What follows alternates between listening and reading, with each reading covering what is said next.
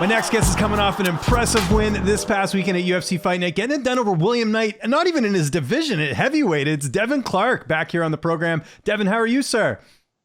Doing good. Thank you. Awesome. Well, that's good to hear, man. And just first, how was it fighting at heavyweight? I mean, that's obviously a first for you. I remember we were doing interviews when you used to fight at 185.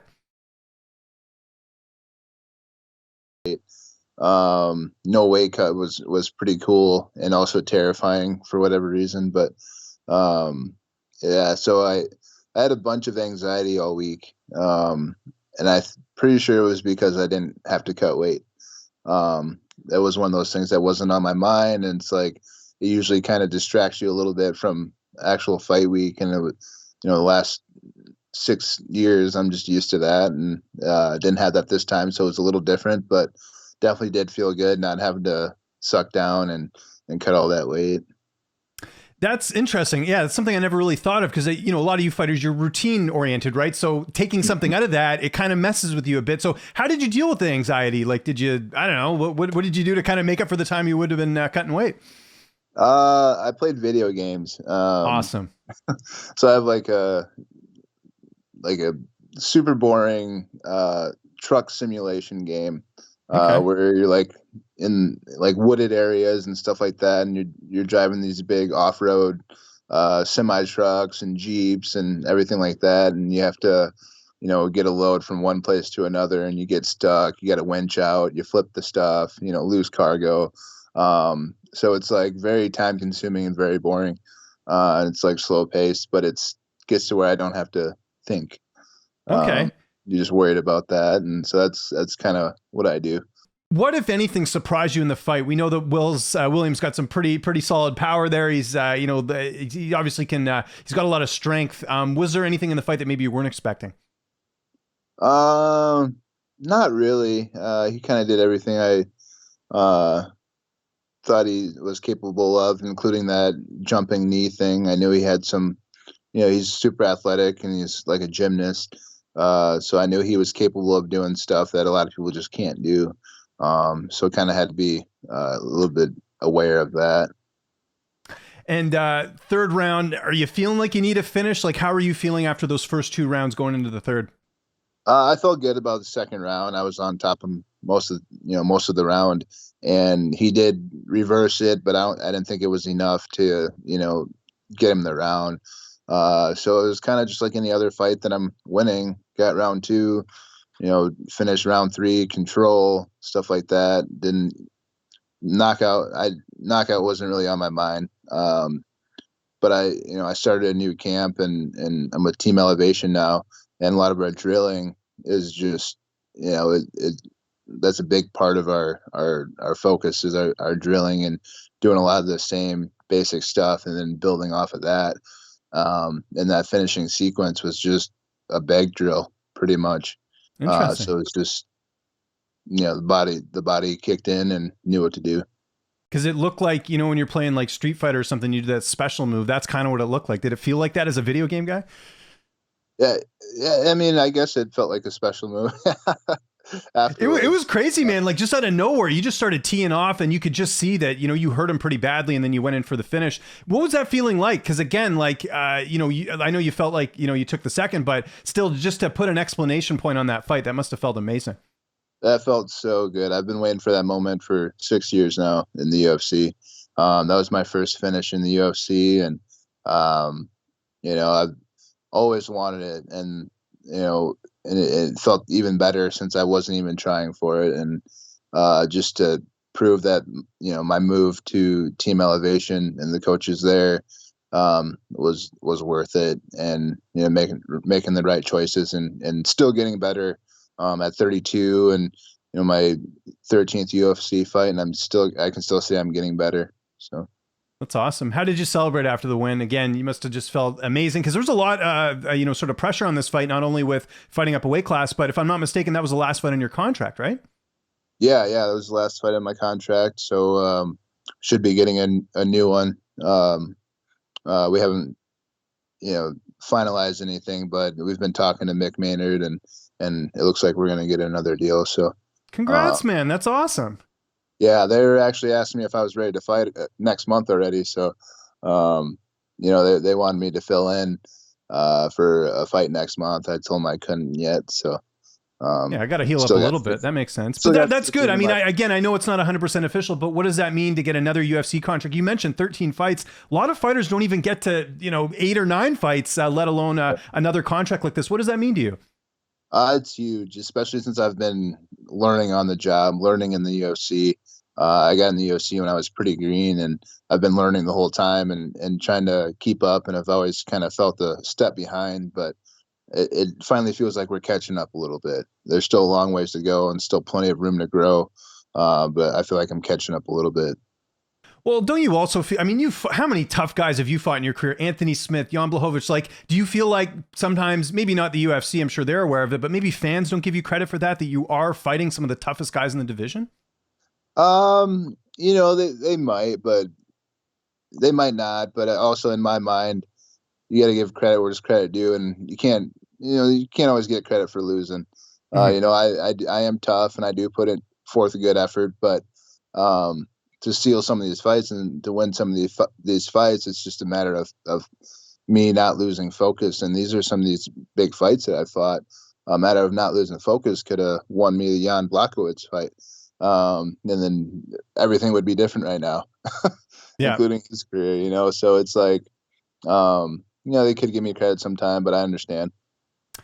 When are you looking to get back in there? You mentioned they offered you a fight next month. Totally understand. Plus, I think people forget that like you do your camps away from your family. So it's, I'm sure you don't want to miss too much family time. When are you looking to get back in there next? Probably like August, September, something like that. Okay. Early fall. Yeah.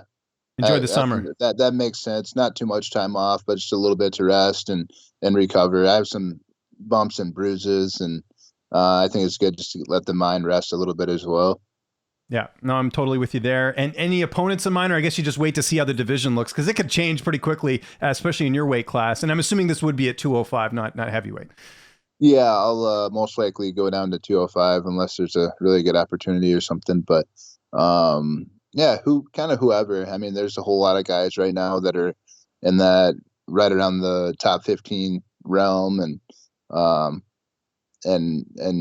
they're all good fights. So there's not too many fights in the division that it's a bad fight for me.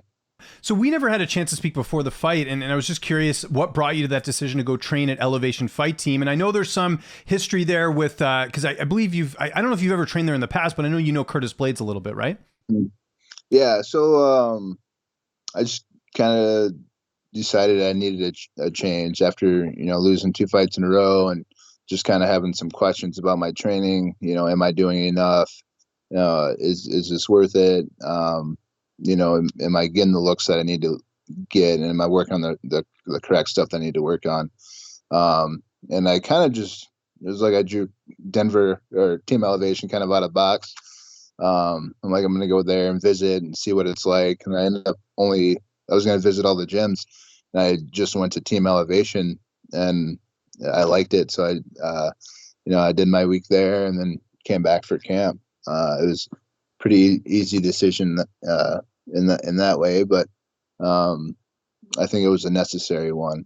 I'm definitely finding stuff out about myself that I needed to find out, and just taking the right steps and the right route to and I'm not even changing my game. I'm just simplifying what I'm doing, simplifying my training. So for my simple mind, so I can understand this fight game a little better. And Coach Vinny Lopez and Cody Donovan are doing a really good job at guiding me through that. That's awesome. It must have been tough though to leave Jackson, because you've been there for so long. I'm sure developed a lot of friendships. That was probably the difficult part. Super tough. I love everybody out there at Jackson Wink, and I'm a super loyal guy. And for me to, and leaving the gym there was definitely against, against what I do. Mm-hmm. It was super hard. It was a bit heartbreaking to kind of make that jump and do that, but it is for the right reasons for my family mainly, and myself. And I think it was a good decision. Well, yeah, and just again, you get even more elevation, I would think, in Colorado than in Albuquerque. Or is it similar? It's similar, but okay. You can get higher. You go to the mountains, which I like to go to the mountains they have higher mountains. Actually climbed a 14er. Oh, cool. So a mountain over 14,000 feet. I climbed one during camp, which is pretty cool. Cool. That's awesome, man. And do you still keep in touch with John Jones at all? I know you trained with him for years. I know he's technically not part of Jackson's anymore, but do you guys ever still keep in touch? Yeah, absolutely. Yeah, we still talk. Yeah, he called me after my fight. You know, he was happy with it. He likes me at heavyweight. I said, I need a few more years before I totally go into that. But yeah, I still talk to John. That's awesome. He's one of my highest mentors. So I definitely got to keep in touch with him and through this journey.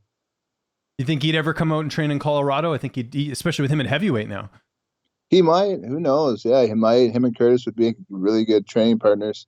Even if it's for a week or something like that. But yeah, probably something I'll have to run by him.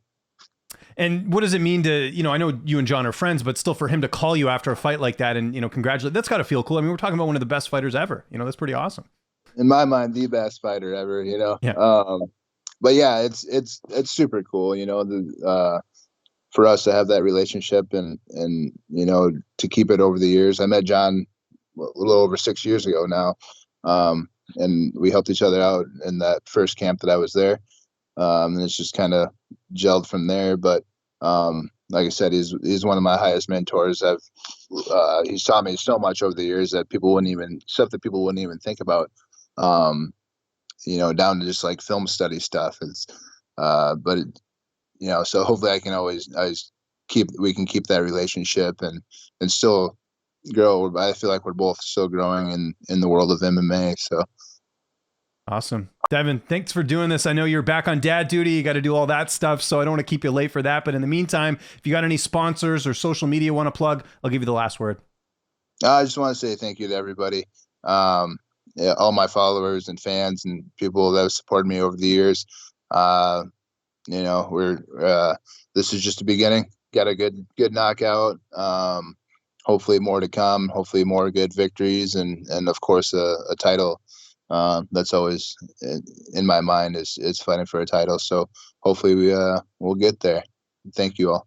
Make sure to subscribe to the Low Kick MMA YouTube channel for all the latest news, event previews, and interviews with some of the biggest stars in MMA.